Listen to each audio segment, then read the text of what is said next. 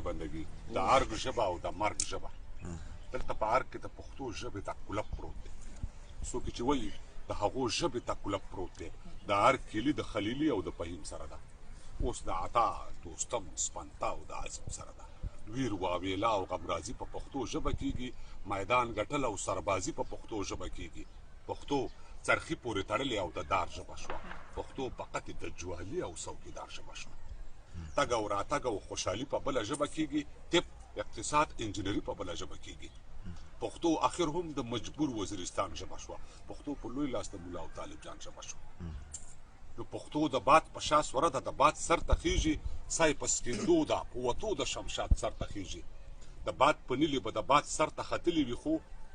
منو پښتو به د شمشاد سر ته ختلي وي خو د ملکنډ او کړما راښکته وغورځېده د لوړ په امیر له دنګ چنا راښکته وغورځېده حمزه ویل زه به د پښتو سره جنت ته ځمه زه به د واړه ګناهو سره جنت ته ځمه زه پکې وسوم په پښتو کې مې پختای ماته شوې په خپل انګړ او خپلو غرو کې مې پختای ماته شوې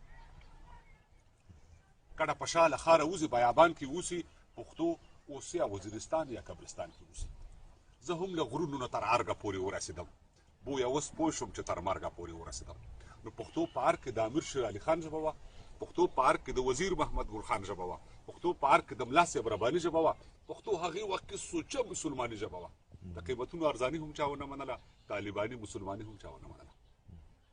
په ارګ کې ژبه اوس د استاد رباني ژبه ده نیمه تاجکه ده او نیمه ایراني ژبه ده پښتون د ارګ دننه ایله خپله کوپړه ساتلې خرم صاحب ناست پښتون د ارګ دننه ایله خپله کوپړه ساتلې یا خپله خېټه ساتي یا خپله چوکۍ ساتلې نو کابله ته د خپل ښایست قاتلان نه پېژنې په خپل وجود کې د لستوړي ماران نه پېژنې چا چې زخمي کړلې ته چا چې بېتبون پرېښوې کابله ته چې چا په وینو کې ګلګون پرېښوې هغوی اوس تا د اوليت حق د خپل ځان بولي ما تا ته نه پرېږدي او تا ته مې تاوان بولي خو کابله زه نور چپه خوله پاتې کېدلی نه شم نور خپل وطن کې مهاجر ځان ته ویلی نه شم دا تصویرونه دا چوکونه او ګلخانۍ د چا دي ستا په سینه دا لوړپوړیزې ودانۍ د چا دي سپین سترګی نه یم د فشار تکلیف هم نه لرمه زورور هم نه یم د ډار تکلیف هم نه لرمه دی وایي چې ما د ګندمک معاهده نه ده کړې ما هم د تاجک او د ازبک معاهده نه ده کړې دی وایي چې نوم دې د افغان له تذکرې ووځي زه وایم چې دی د افغان له تاییدې دا مې ولسمشر ته وکیل صاحب مخامخ شوی